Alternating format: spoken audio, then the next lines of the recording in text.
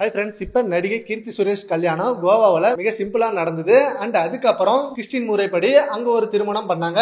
Already அவங்க சொல்லியிருந்தாங்க, நானும் அவரும் வேற வேற ரிலீஜியன், அதனால இந்து முறைப்படி கிறிஸ்டின் முறைப்படி 2 கல்யாணம் பண்ணுவோம் அப்படின்ற மாதிரி சொல்லியிருந்தாங்க. அதே போல 2 முறை கல்யாணமும் பண்ணிட்டாங்க. அண்ட் கிறிஸ்டின் முறைப்படி கல்யாணம் பண்ணும்போது அங்க லிப் டு லிப் கிஸ் கொடுத்துருக்காங்க. ஸோ அந்த இமேஜ் இப்போ ரொம்பவே வைரலா போயிட்டு இருக்கு.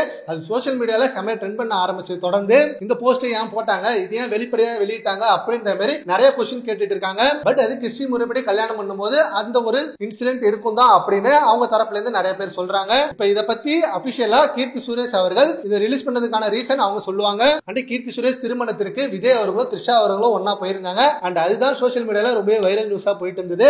2 பேரும் பிரைவேட் ஜெட்ல போயிருக்காங்க. இவங்க 2 பேர் பத்தி ஆல்ரெடி நிறைய ரூமர் நியூஸ் வந்தாலும் இப்ப ரீசெண்டா இவங்க போனதை தொடர்ந்து அது ரூமர்லாம் இல்ல, அப்ப உண்மைதானா அப்படின்ற மாதிரி அவங்க பக்கம் தனி நியூஸ் போயிட்டு இருந்தது. அண்ட் சீக்கிரமே சென்னையில மிக பிரம்மாண்டமா ரிசப்ஷன் வைக்க போறதா பிளான் பண்ணிருக்காங்க கீர்த்தி சுரேஷ் அவர்கள். அந்த ரிசப்ஷனுக்கு நிறைய செலிபிரிட்டி வருவாங்க. கண்டிப்பா தனுஷா இருக்கட்டும், சிவகார்த்திகேயனா இருக்கட்டும், ரஜினி, கமல் அப்படின்னு எல்லாருக்கும் இன்வைட் பண்ணிருக்காங்க.